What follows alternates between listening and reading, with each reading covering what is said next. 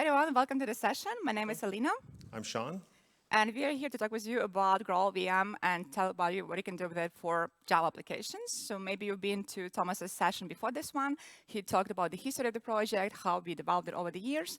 And we want to talk with you about where we are now and what you can do with GraalVM specifically for your Java applications. So who did go to Thomas's talk in the previous section? Okay, a few. Okay, so we should not repeat the stuff Thomas said because ignore the slides are in common. Just ignore those. Hopefully. Yes, so let's get into it. So what is GraalVM? There are so many things that you can do with it that sometimes can get confusing, but in the end, it's just a JDK, and we added things on top of it. So you can think of it as your JDK of your choice, like OpenJDK, Oracle JDK, etc.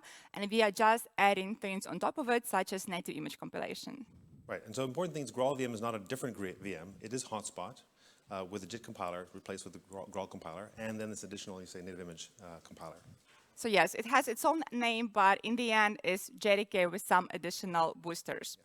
So it's not too scary. People do get confused. They think it's some brand new, strange new thing. It's not that new and scary. It's familiar. And we get those questions, right? So how is GraalVM different from a JVM? It's not different. It's just more than the JVM.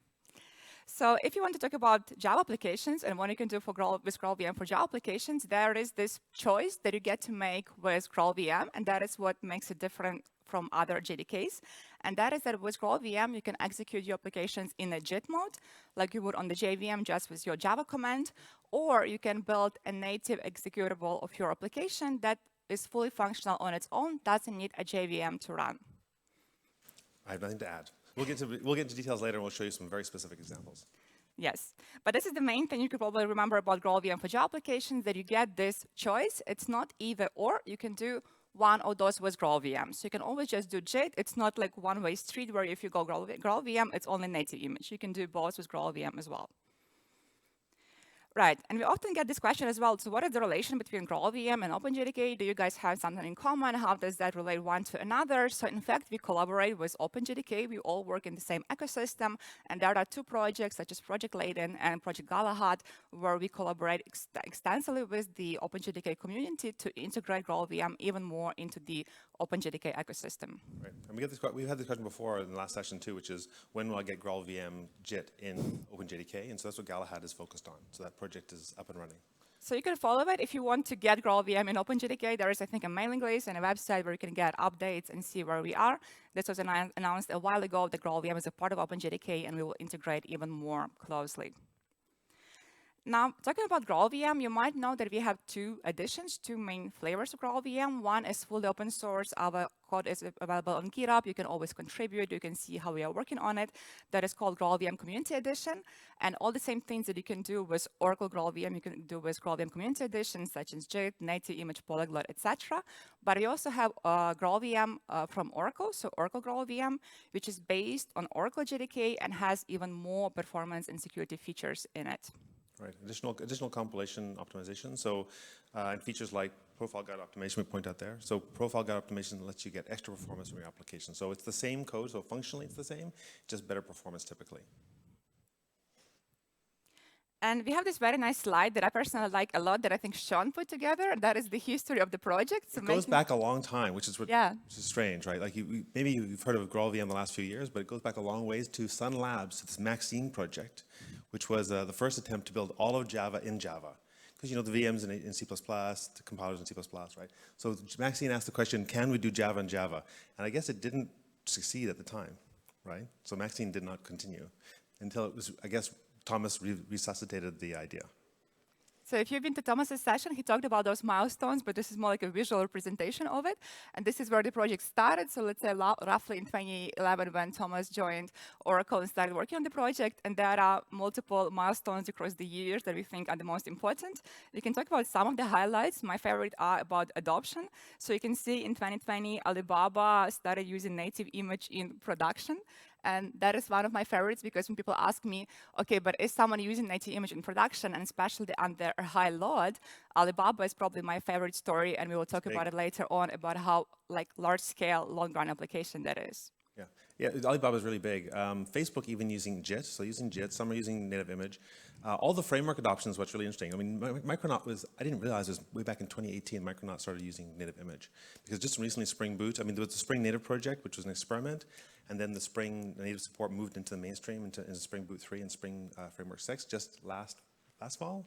One before, I'm losing track of time. Last year, yeah. Relatively recent. But all the major frameworks are on board, right, which is kind of cool. Yeah, so if for you it looks like GraalVM is still something new and revolutionary, I can see why. But also there have been like frameworks and customers using it for something like 5 years now. So time flies, but it's been a while. So it's not like a 1.0 thing, it's been going for years, right? Yeah. Yep. Okay, let's move on. And in this session, we want to focus on GraalVM Native Image because we think that this might be one of the more exciting and practical things about GraalVM. So we will talk about it in more detail, this ahead of time compilation where you would produce native executables of your applications. So this is the process of ahead of time compilation. We want to say a few words about this because this is essential for understanding how you can build your applications and how native image works from the inside. Yeah, just taking all your inputs, so what you'd expect, your jars, any third-party libraries you have, everything you need for your application. We take all that and we do basically we do analysis, static analysis from your entry point. So you have a Java static main. We start there and we wander through your code, looking at all the calls you make to all the classes you use, all the methods you call, instance variables that are touched, all those are captured. And actually even the static initializers that get run will create objects on the heap. And at the end, when things sort of stabilize or finished, we'll take the snapshot the heat of the objects you've created in your initializers, and we'll take all the code that we've identified you touch, and we'll generate machine code at build time. And what that also does is, anything we don't touch, we don't generate code for. So all the classes you don't use don't get in, methods you don't use don't go in, and even instance variables that aren't not used in classes are not part of the final native compilation. So it's very much slimmer than the full JDK. So there are two interesting things here that I think. So one thing is that Shaun mentioned we will include only the code that you're actually using in this final produced native executable. So something, let's say, from the JDK that you are not using or from your dependency that you are pulling in but not actually using in your application code, we will throw all that away to only build an app that contains the code that you actually need. And this way it will be much smaller because the things you're not actually using will not be included into the binary. That is one thing to remember from here. Another thing is that all of this is done under a closed world assumption. So we are compiling the application ahead of time. The runtime hasn't happened yet. So one more thing to remember here is that everything there is to know about your application needs to be known at build time. So either you or framework or the library, etc., need to tell us at the build time exactly what your application will do. Okay, so what about building our first app and seeing how that works in practice? Fine. Okay, so we're going to do a Spring app? Yes, let's do a Spring app. And the way we built this app, I will show you the app in a second, but basically what we did, we just went to start.spring.io. Need a pointer. You can point. Need a pointer. I'll point. So we just basically went here, we configured our project, and we added as a dependency GraalVM Native Image. And what's interesting, this is the very first thing on the list here. So this is not like customly made for myself, start.spring.io. This is your standard start.spring.io. And when you click add dependencies, GraalVM Native Image is the first thing you see on the list. So all we did, we just generated our project there. We got it here locally. We created one more endpoint so that we have something nice to show to you. And that is all that we did. So no black magic yet. This is a plain Spring Boot application. Now, let's see if we can run it. Bigger. Yep. A bit bigger. Big enough? Yeah. Let me hide this. OK, so let's run it with maven springboot.run. And it starts. So if we pay attention to the startup time, it's 1.2, I would say, seconds. Right there. Yeah. Yeah. And just for like clarity and to be fair, this is a good machine. So this is not running in some like resources constrained environment. This is running on a good machine. And just to be fair, also, when Spring says I'm up and running, it's not necessarily believable. Exactly like Micronaut does it. They all say we're up, but what they measure, what you measure for first time to response is a bit different. So just, it's a good measure. So benchmarking is complicated. If you want, you can ask Thomas, and he will talk to you about all the things, how you can measure things in the most precise way. He loves talking about it. Go ask Thomas. Yeah.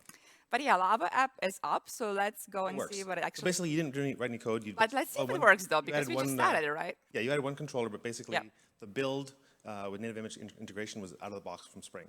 We did not add any config. We did not do any like handwritten magic. So this is up. looking so far so good. But Shaun really wants us to recompile this live to tell you that it actually does work out of the box. And what's actually interesting is, and I tried this yesterday, is when you go to Spring Initializer and you say create a new application, if you say add GraalVM, even if you don't add GraalVM, it actually works. So the parent POM of the project they generate, they actually have the native image tasks there. So I did the native build and it just worked out of the box. So nothing to do at all. So we are recompiling now to show you that it does work out of the box. As we are doing that, I just want to point out a few more things and discover our project a bit more. So if I go to my POM XML, this is my actual project. And a few things here. So I'm using Spring Boot 3.3 milestone 1, so latest and greatest. And in terms of GraalVM, I'm using GraalVM for Java 21. That is the latest release version of GraalVM.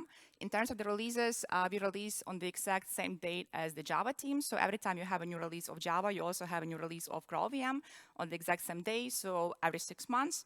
And then in March, we will have our next big feature release. And the CPU. So when their security releases come out, we're on the same day. So we're basically 100% in sync with the OpenJDK and Oracle JDK cadence.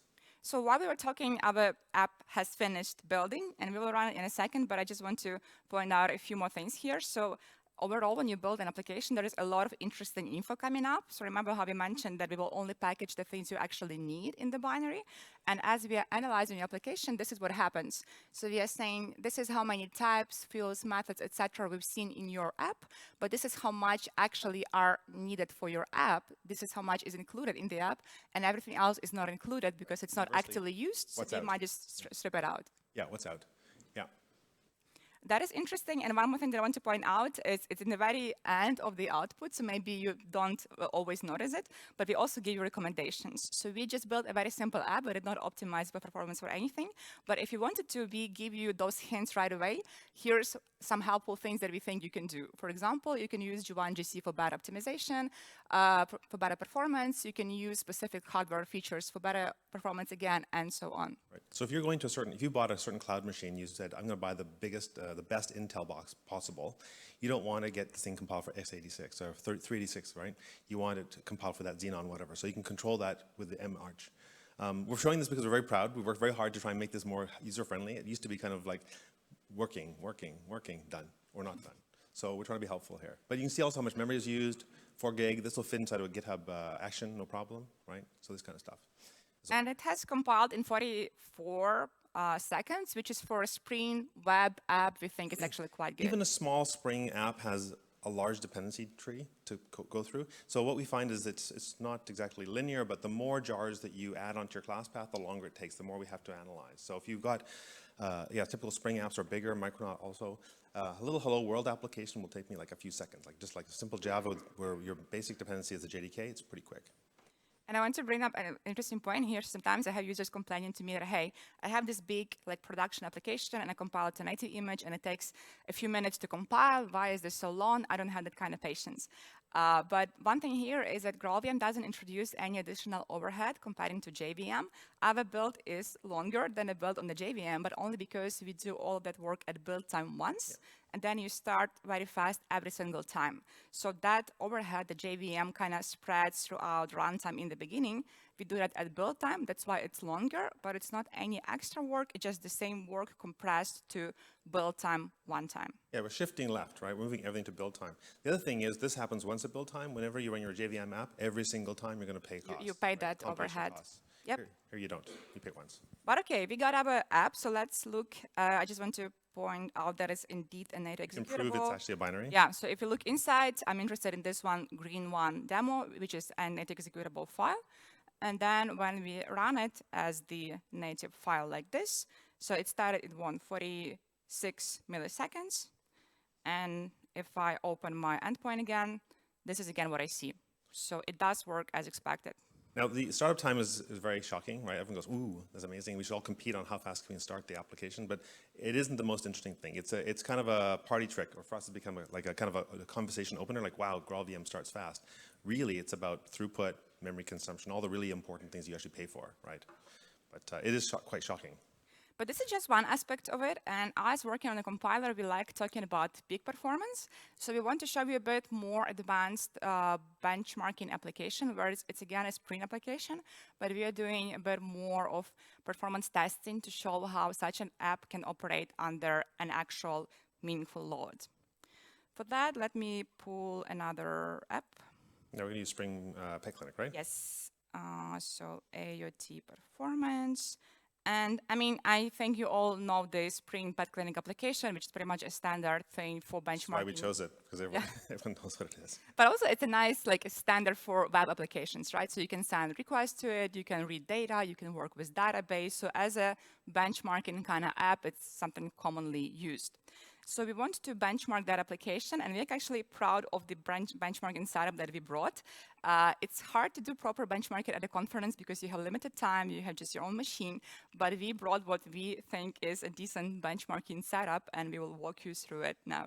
I think a few years ago we did some live streams, and we had our performance engineer, Francois, talk for an hour and a half about how to benchmark Java. So if you're really interested in how to actually benchmark an application, we have experts. Oh my God, I should rewatch that myself. It's very detailed. Okay, so Spring Pet Clinic app, everyone knows what it does, right? It's a web application where you can create widgets for your pets, you can retrieve data from it about visits, pets, doctors, etc. Now, the way we will benchmark it is the following. We have a bunch of scripts, and the very first thing we will do, we will run that application on C2. And C2 is a standard JIT in OpenJDK/JDK, so every time we say C2, you can think OpenJDK. That will be our baseline because we assume that's what you are using by default, and that's what you are interested in. Now let's point out that line. So if you look here, there's the -XX use JVM CI compiler is off. We're using GraalVM, and we're turning off the Graal compiler. So we're basically turning off the Graal JIT and saying default to C2. So we're actually running everything on the same hotspot, just changing compilers. Yeah, that's a good point. So when we said GraalVM is just a regular JDK, it's true. So by turning off GraalVM, what you have left is effectively your OpenJDK setup. Everything else remains the same. Yep. Now, let me talk about this amazing benchmarking setup. So what happens here, we are checking what version of GraalVM we are using, that is 21. Then we are starting our app, turning off GraalVM, so we are using C2. We are setting XMX, and then we are waiting for 10 seconds. So we are giving Hotspot a chance to even start. Before we start any measurements at all, we're giving 10 seconds to just properly start, so it's ready to serve our requests. So we are starting it. Then for the next 10 seconds, we are sending some load, but that is still kind of trial load, warming up. So we are sending a request to the app, but we are not measuring yet because we are giving it again chance to warm up. So 10 seconds we are starting, 10 seconds we are warming up, and only after that, for 20 seconds, we are doing the actual benchmarking run, where we are sending requests and actually measuring things, because we think that at that point, that is a more or less valid benchmarking setup. And in terms of load, it's not like we start the app and we just send like 1 million requests to the same endpoint. So what we are doing in terms of the actual load is we have this little Lua script here. And what we will do, we will create a new owner, create a new pet, create a visit, then read data. So we will try to replicate as much as possible real-world behavior where you have different requests going to different endpoints. So I'm super proud about how advanced this is for a conference talk kind of benchmarking. So let's see how it works. And let me see this. Okay. And the warm-up part's really important. That's something that I've played a lot with, this benchmarking setup in other contexts. And it can take the JIT quite a long time to warm up. It depends on the machine. On the Mac, it's quite different from Linux. It really varies. So we're doing our best in the time we have. I think that, again, our performance engineers will run on the JIT mode for about 5 minutes, then start measuring, because they want to make sure it's really, really definitely warm, right? Because you don't know for sure. We don't have that kind of time, though, at a conference. You don't have the time for this.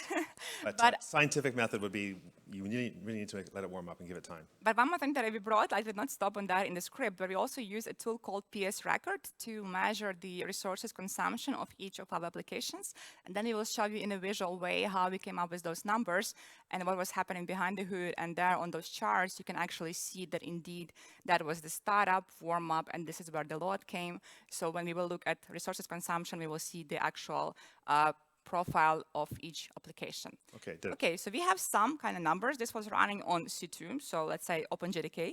And the final numbers, peak throughput, is what? 1.6K? Highlight those numbers. Can you highlight those numbers on there?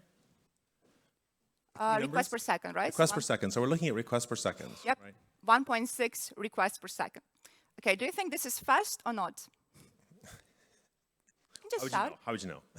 But look at it. Look at the first part though. 616 in the first 10. So Yeah. before warming up, there's a huge difference in performance. Java is slow to start, picks up speed, right? JIT. Okay, but as Shaun says, you wouldn't know unless you compare to something, compare, right? compare, to be fair. So let's compare, and for that we have a kind of similar script, which is native, where we will run the same thing on a native image version of our application. So let me get another terminal tab, and then I will show you the actual script and what it does. So bench native. Okay, so this is starting, and what is happening here while it runs, I will talk with you about it. So this is our benchmarking script for the native image version of our application, and we are doing the exact same thing. So first, we are waiting for 10 seconds to application to start up, and we don't need to do this with native image, but since we are doing this for the JVM, we are given the exact same setup, so it is fair, but you will see afterwards that native image just does nothing and is idle and ready to serve requests for those 10 seconds. Like you say, sleep 10. It is sleeping because there is nothing to do in the first 10 seconds. Now we are also warming up for 10 seconds, and now we are doing actual benchmarking run for 20 more seconds. So we are running in native now. Who thinks this will be faster than JIT? Okay.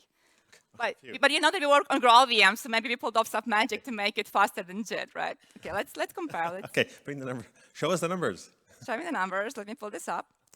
So their peak performance was what? 1.6 requests per second, and here it's 1.2. Oh no! It's not faster though. Look at that. Oh. Maybe there is something else we can do.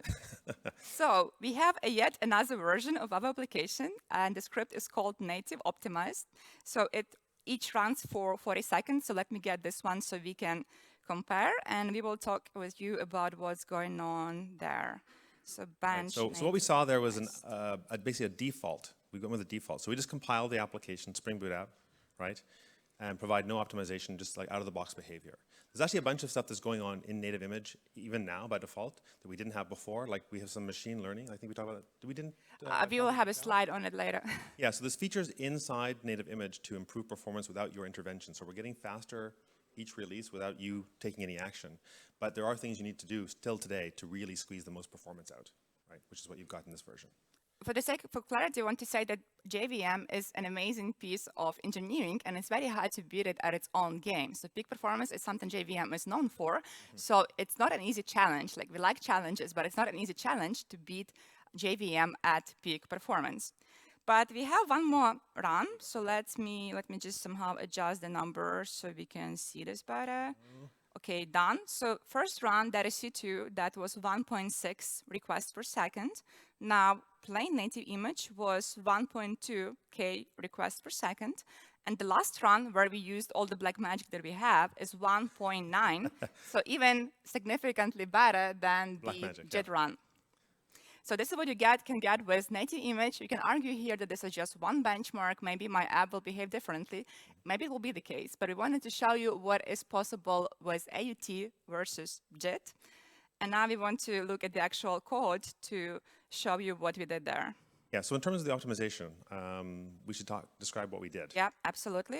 This is just a very big project, so let me get to the right profile. This is instrumented, and yes, I want this one. So this is the final version of our application that was so competitive, and those are the three things that we did there that contributed to this good peak performance. Now, the number one thing is profile guide optimizations. Does anyone here know what that is? Not really? Okay. So why JVM is so good at peak performance is because it does profiling, right? Yep, on the fly. Yes, so JVM looks at your code, and having that runtime information available, it can see, okay, those methods are executed more often, those loops are executed more often, so I can spend my compiler budget optimizing those parts of the code, because this will contribute to the performance of my application the most. But native image, as we said, we compile things ahead of time under closed world assumption, so technically we have no way of knowing what will happen at runtime, because there are no profiles yet, right? Yep. So we thought that we can combine the best of both worlds, and the way you can use this is you can build an instrumented version of your native image, and you can do a trial run where you would collect those profiles the same way that JVM does at runtime. And then you can build native image once again with those profiles, and it will be aware of what happens at runtime, this way combining the best of both worlds. So the power of ahead-of-time compilation with profiles that are available only at runtime. So you can combine both. The C, right? C programs are the same as the C world, right? And you see the line there where Alina's got the PGO equals that file's consulted with profile data. Yes, so PGO is the most powerful thing that you can do for peak performance optimizations. But if you understand that it's not always possible to do PGO, you might be in environments or you can be under circumstances where you cannot do this like trial run and then actual build run. So if that is not possible, what you can offer you is out of the box what Shaun mentioned, what we call ML-based PGO. So if you don't give any profiles at all, it seems like we should be able to predict the profiles of your application, and in fact, we do. So we're using ML in native image to try and predict profiles of your application in case they're not available. It's not as good as custom tailor-made profiles that you would collect yourself, but it's the next best thing. And in our measurements, it gives you 6-8% performance improvements. I've seen up to 15. Depends. So we're basically we're profiling the JDK classes right now. So we have for Java base and Java classes, we have profiles that we apply. And we're going to be doing the same thing for the major frameworks. So Spring Boot, Micronaut, et cetera, we'll profile those frameworks. So we'll know how to, if you're using Spring, we'll understand the code patterns in Spring and apply the optimizations to your code by default. So we turned on the machine learning by default in this release. And so I was actually turning it off to try and measure how much did we get. Because it's just there, it just does its job, right? And yeah, I saw 15% on some small Spring Boot apps. But I mean, your mileage may vary, right? Depends on each app, yes. So PGO is the best thing you can do. Now, there could be different GC strategies for your application, but as a rule of thumb, we always recommend trying out G1 GC, especially if you want to have good peak performance. Most likely, G1 is the option that will give you that best peak performance. Yeah, and lowest latency, right? The default GC is serial, so it's actually very efficient for small heaps. G1 is better for large, but also latency, so it's the best. And one more price. We'll see the price in a slide. The price. And one more small thing here. So there is this MWork native flag that Shaun also mentioned before. So this just says, I will run this application on the exact same machine where I'm building it. So please use the hardware features of this specific machine. I'm not building it to distribute. I'm just building it for this machine. So please leverage whatever this machine can offer in terms of hardware. And it's inspired by GCC, which has the same option, -M. But we also promise some visual way of looking at this application. So as we are doing all those runs, C2 run, native run, and native optimized, we also use the tool called PS Record to observe the resources consumption of each of our application. And this is what we got there. So this is my JIT, this is my native image, and this is my, wrong one, this one. Where did that one go? Okay, this is good, and let me close this. So this is our favorite view of this presentation. I love these diagrams, okay. So from left to right, this is C2, meaning OpenJDK. In the middle, that is native image out of the box, so serial GC.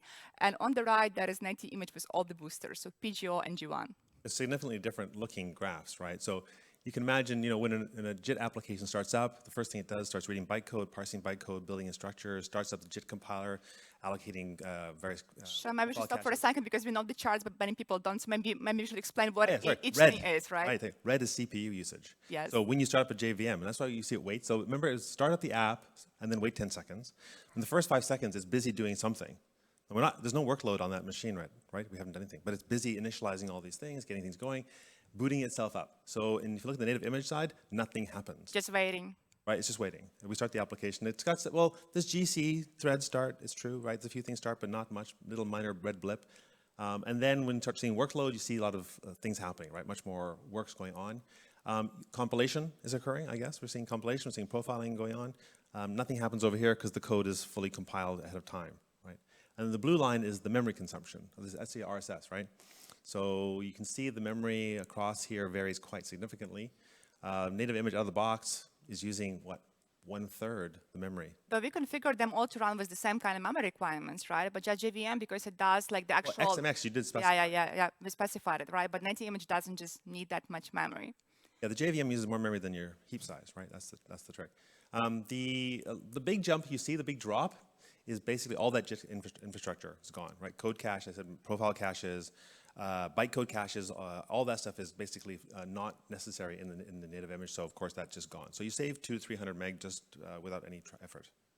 So one more thing I want to put it out here. So I said there could be different GC strategies for your application, and indeed there can be.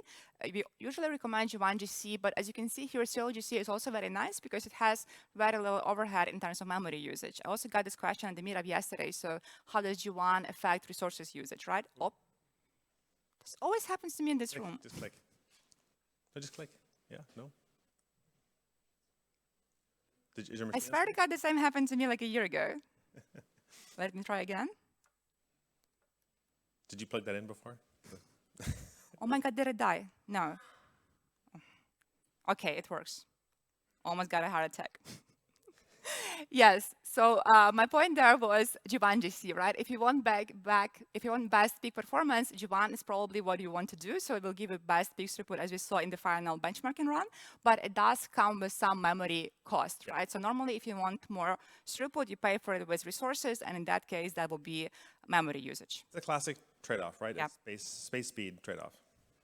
Right, let's go back to our slides. So we were building our first application, and we talked about AOT at the speed of JIT. And yeah, there could be more metrics that you can measure for your application. I'm thinking, do you want to stop here since Thomas talked about it? Maybe just and we don't have too much time. In our last release, JDK 21, we basically hit the point where we were outperforming C2 on all the major benchmarks that we were running. And before that, we were like, a bit better on some and not quite there, but 21 is like when we kind of crossed the final threshold of, on all the pet clinic metrics we were running, we were basically exceeding it. So that was for us a big milestone. One more thing that I think we specifically emphasize in that release, so even in terms of latency, I feel like latency is something people don't give native image a lot of credit for, but with G1 GC, you can get also very good latency with native image. Now, we want to talk with you about all those benefits of native image and kind of summarize it briefly, right? We'll have to go through briefly, I think. Briefly, because we talked about it more or less, right? So we saw fast startup, you know that all. We also showed you resources usage and how that can be much smaller in the cloud, specifically where you would use way less resources for native image. One more quick point that I want to mention here is this predictable performance thing. So this is something people maybe think about less, but as Shaun puts it, is your way of planning your resources and knowing exactly how much resources you would consume in runtime, because performance profile with native image is like very flat, very predictable. Very predictable, yeah. One interesting thing that Thomas also mentions here about predictable performance, so this 1 billion rows challenge, why many people use native image there is obviously fast startup, low memory usage, etc. But also if you want to do very kind of fine-grained, precise performance tuning, with native image it's much easier because performance is so predictable that every single minor thing you change and tune is very visible in terms of how your application performs. And I think we didn't show this, but in your performance metrics on the 3 benchmarks, the first 30 seconds, the first 10 seconds, native image numbers don't change, right? So the first 10 seconds later very on, predictable. It's the same. It's flat. Like you even saw the sort of CPU usage there. It's flat performance. So there's no warm-up. And there is another interesting benefit of native image that is not talked about enough, and that is improved security. So we add additional security layer on top of Java and the way you traditionally execute Java applications. And that is in a way that with native image, you cannot load new classes at runtime.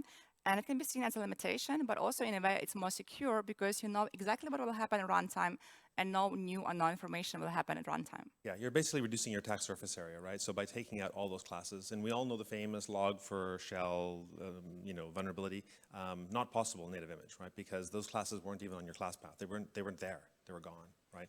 So this ability to sort of dynamically load classes you didn't expect to be loaded is not a vulnerability we suffer from. But all those classes, so one of the things we're working on actually is we also have SBOM support. I don't think we cover this, but SBOM, you want to know what's in your application. We can produce information down to the method level, like which methods are in your application. So we're working to correlate CVEs to what's actually in the binary. So you can know, oh yes, there was a vulnerability in this package you are using, but the method with the vulnerability isn't actually in your application. So you're kind of safe. So you can, it's not an emergency. Like the beeper goes off, don't worry, I can get that tomorrow, right? So that's something we're working on too. And one more component of this improved security is that if you want to do a reflection and serialization with native image, it is possible, but it requires a specific allow list from your side. And it doesn't have to be manual. It can be coming from your library, framework, etc. But it gives you more awareness and more control over what is happening in your app, because those things, again, reflection, serialization, will not happen without you saying, OK, I want to use it. So you have more control, more awareness over what happens in your app. Also, apps are more compact with native image, but we will cover it separately later on in the presentation. And then, luckily, there is a lot of adoption of GraalVM and native image. It's very easy to build applications now, specifically we're starting a new project now in 2024. All those frameworks, all those cloud vendors support GraalVM out of the box. Okay, and I'll give this to Shaun. That's his favorite topic ever, talking about packaging. Take it away. Okay, so really, native image, the real advantage here for native image is cloud, right? That's really our focus. And of course, you're going to cloud. You're probably today containerizing your application. And so I've been fixated on this lately for the past year or so. Is how do I package my application? How do I do it efficiently? And again, back to that story on terms of security. I'd like to have the smallest possible attack surface area for my application. And native image has some really interesting features to enable a more secured deployment. So you see here on the left, well, on the left, you're right. No, you're left. Yes, you're left. What people often do is they grab like Debian Slim or some Slim image, they install the JDK, they stick their jars in there and they deploy that. And that's like a really bad idea. It's really big. It contains dozens and dozens of packages that you are not using that have vulnerabilities in them, CVEs, that someone could exploit, right? You don't want someone getting into your container and getting out of the application and into your environment and doing bad things. So the strategy is pick small container images. So people like Google have this distroless project, and Red Hat has some similar stuff, where they're building minimal container images designed just to run certain kinds of jobs, right? So they have one called distroless Java, which actually is a full JDK, and it's about 199 meg. When I looked at this thing, it's 21. So it's half the size with half the number of packages, or I don't know how many packages, but 200 megabytes of fewer packages in this application container that can run your application. So that's a good start, right? If you're a good Java developer and you're doing things you're supposed to do it, you should be J-linking your app, right? So you pick your application. Anyone using J-link? Oh, okay, 4. Okay. But anyway, best practice is supposed to be, right?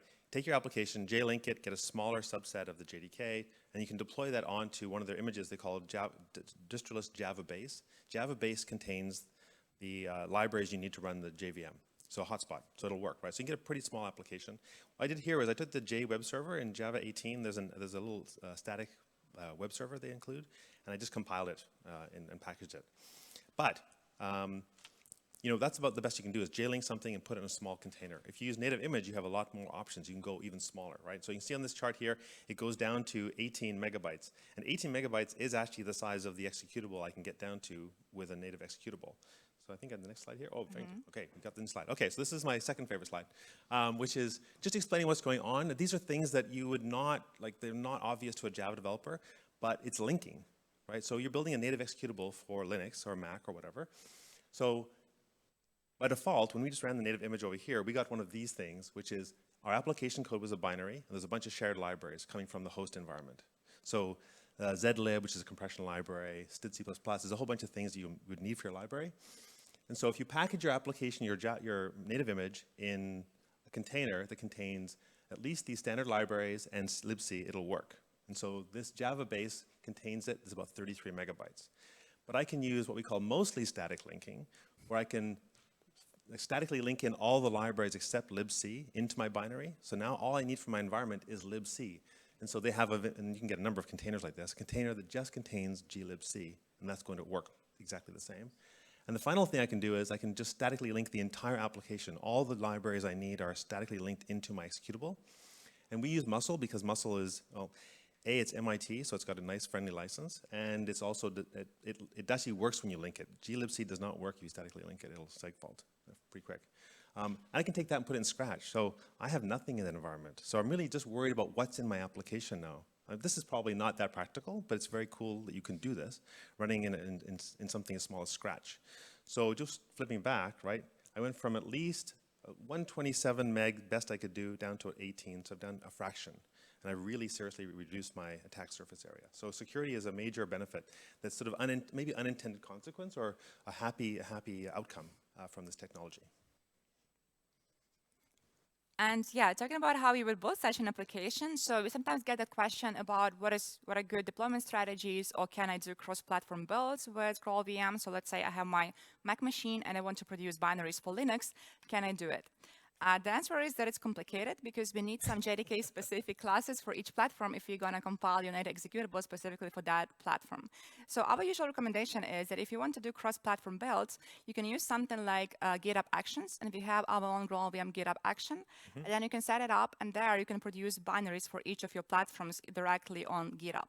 And this is very useful. We use this a lot internally, and especially recently when GitHub rolled out those nice, good new runners that have quite a bit of CPU, quite a bit of memory. You can build even bigger. I think you can build like a pet clinic. You can build immediately on GitHub Actions. And the MRs, the Apple Silicon support, just like last week.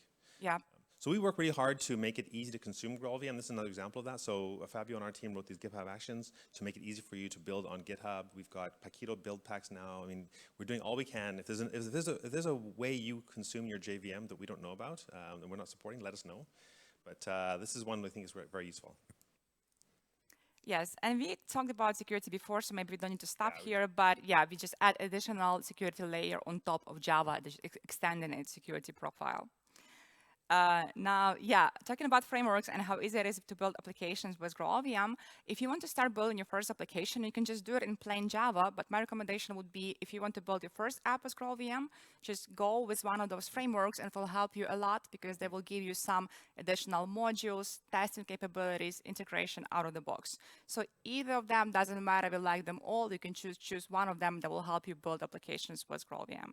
Yeah, they basically provide you with guardrails, right? So as we said, I think we were talking previously, you know, there can be some things that are more challenging, some things are easier. If you're sticking within the guardrails that these frameworks provide you, you probably have success. So if you're starting, really, don't just start with plain Java. Do this framework for now. It's much better experience for you. I mean, if for whatever reason you cannot use a framework, it's bad. But if that is the case, we can recommend you one more thing. That is this project from our team called Native Build Tools. And that is Maven and Gradle plugins from our team that will help you build applications from scratch in plain Java. So if you cannot do any of those frameworks, at least use Native Build Tools. But luckily, all those frameworks, most of them are using under the hood Native Build Tools. It's a standard way of like configuring and building native image applications. Yeah, because Spring, Micronaut, and GraalVM teams got together to have common Maven and Gradle builds, so we have portability. And as we are on building, I just want to mention one more thing. So people often ask us, how often should I compile application to native as I'm building my application, or how often should I test in native as I'm building it? And our answer in general is that you should just build and test your applications on the JVM as you normally would, and then you would compile to native, let's say in your CI/CD or closer to deployment, or maybe like once a day. But you don't need to constantly recompile the application as you're introducing minor changes. It's just not necessary. Today, because it takes so long, but we'll talk about something that's going to change that story. Yes. But in general, we just develop the application in the JVM, and then you compile to native closer to deployment, and things just work. We talked about cloud support. All the cloud SDKs support it, so it works on your cloud, your favorite cloud. And talking about cloud vendors and why you would use native image, there was this very nice blog post from the Disney streaming team where they talked about how they're building their applications for customers, and that's under huge load, but they will need to send millions of messages to their users, and that they were using Amazon Lambda for that. And they were trying to fight those cold starts on Java, and they tried multiple things, such as giving it more memory to really reduce that cold start, but in the end, what worked for them was using GraalVM Native Image. Yeah, more memory gives you more CPU typically, but it wasn't the solution, right? The thing that you left off here was the quote I like, which is, and we also saved money, which is the key thing. They save money because they could actually reduce their memory consumption. And as we know, they're charging memory per gigabyte seconds, right? So it's a good, the link's there.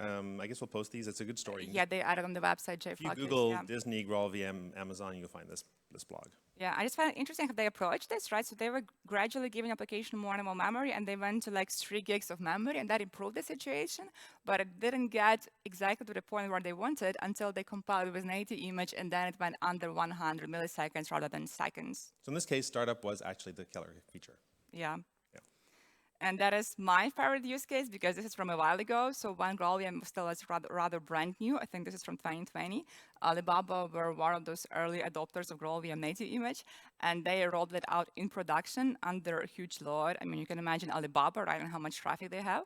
So they rolled out production deployments of Native Image because, again, startup was much faster, right, 20x, but also even for serverless applications, they reduced both the startup time, but also the memory usage of their applications, and they're still using those to to this day, so for 4 years now, and quite and happy with they're it. rolling out to customers, so they're working out ways to get their, like they're offering a technical platform like AWS, so to their customers, how do they help their customers onboard using native image to deploy microservices that are efficient? Okay, and this is where we are now with GraalVM, but I also want to talk with you about what is next and exciting coming up for GraalVM. So one thing, probably the most exciting and ambitious project in our ecosystem at the moment is layered native images. And it's going to address your concern about the build. Yes. Okay. So this is a brand new to build native image applications. We talked about how native image is self-contained, doesn't need the JVM. Everything that you need for native image is inside native image. So now we're introducing a new way of building native image applications and introducing, I mean, we are working on it. It's under the way. It will not be now. It will take some time. It's literally in the Oracle lab. Yes. Like in the lab. So the way we see it is we want to make native image work in a way like container deployments work, where you have layers of your application, and such as that you can have your base layer that contains all your dependencies, and then you have your application code. And as you're introducing changes, as you develop your application, you only recompile your application code. So it will take a second, maybe a couple of seconds, and then it's using that base image as a dependency, so you don't need to recompile that. And effectively, every time you only recompile your application code, you don't need to recompile all those dependencies that you are using. And this should make your builds much, much faster for development purposes. It'd be like if you take Java base or Micronaut libraries and say, please build this into a shared library. Right? I mean, it's not quite a shared library. It's not a Linux shared library, native library, but it's essentially that, right? Similar thing. Similar approach. So that is for development, and another benefit that we see is around deployment. So when you want to deploy such an application, you can define yourself what are your base images, and they can be stacked, right? So there can be multiple base images one on top of another, and this way you can benefit from resources sharing, because let's say you have 3 instances of an application that is a Micronaut app, so they can reuse the same Micronaut base, the same Micronaut web, and this way you can have better resources sharing, resources utilization in the cloud, where they all share the same basic dependencies, the same base layers. Same pages, yeah, in memory. So this is very exciting. We are actually working on this. As I said, it will take a while, but this is the next big, huge thing coming up for GraalVM. Yeah, it's going to be a huge change for the developer experience in terms of like application development will be much faster, and you don't have to wait for that long compile. Because you don't, right now when you saw that Spring compile going, it's walking through the whole JDK. Every time you type native image, whatever, it does the entire analysis of everything. And so we're going to say, you know what, let's just do JDK once, and then just check your code. Super excited about this one, waiting for this one to be available. And related to that, we are also working on the project GraalOS, and I like this name because this is so ambitious. So an operating system based on Graal. Yeah, it's the name is a bit over the top, but what we're working on is basically something to let you deploy applications at scale with no containers. So today you can build a Linux application basically with a native image. We want to be able to let you deploy that application to the cloud, have complete isolation of the process itself, but have incredible fast start times and low resource consumption. So our thought is if you've used something like Kubernetes, where it's container-based, it would look the same, except that it's now just your application, and the performance, the numbers are going to be much different. Like the time it takes, as you saw how long it takes to start an application, tens of milliseconds, that's our goal. So you deploy, you have a cloud service called, we start the application, we pull it off a disk, we have it up in memory and running in milliseconds. And the goal there is to basically eliminate cold starts. So one of the big things you see, and which is what actually Disney was working on, was the cold start. They're on a serverless platform, but the time it takes to start their app is too expensive. With GraalOS, we'll have basically almost instant on and full isolation without the overhead and the complications of the container-based platforms. And we're working on it, and I think there's another slide. We announced this at Oracle Cloud World, formerly Open World. Now we're all Cloud World. And so one of the first places we're going to have this available is behind OCI Functions, the Oracle Functions serverless platform. So people can decide they want to write their functions using native image and deploy it, and it'll basically behind the scenes be GraalOS. That's going to be the first place it surfaces. And that's in development too. So we don't really have a date on this because we're still working on things like layered native image to help support this. But sometime soon. Yeah, but the initial numbers that you saw there were very good. So we did a simple example. We basically cut the memory in half and cut the time in half, which if you're paying time and memory, you're basically 1/4 of the cost for that same application. So good results, initial result. So to summarize this, I think we should be wrapping up sometime. Oh, right. Yeah. So native image gives you fast startup, but not just that, right? It's also lower resources usage, very good instant predictable performance, better security, very compact packaging as well. To get started with GraalVM, those are the few links that we want to share with you. If you go to graalvm.org, that's our homepage, our website where you can find all the things. Then we have container images available. You can just pull those from Oracle Container Registry. If you're using SDK Man, super easy to install GraalVM, both editions, CE, Oracle GraalVM. And then if you want to try something yourself, we have those demos available on GitHub. Let me just mention Slack too. So if you go to graalvm.org, you scroll to the bottom, you have all of our social. There's a Slack channel. We have a Slack workspace. So if you want to talk about GraalVM, ask questions, you're trying it out, having some questions, Slack is the way to go. So we're right there. And it's huge. It's like 4K people. So our team members, community members, it's a huge community space. With that, that is that. That is my Twitter handle and Shaun's Twitter handle. We will stay here if you have any questions. Yeah, and maybe at the Oracle booth also. Yeah. Or if you want to have one of those awesome GraalVM t-shirts, we have those as well. So stop by the booth. Oh, not this one. This is that is unique design. No, but if you want just the one that I have, that is available at the booth. So yeah, thank you so much for coming. If you have questions, we will stay here. Thank you. Thanks.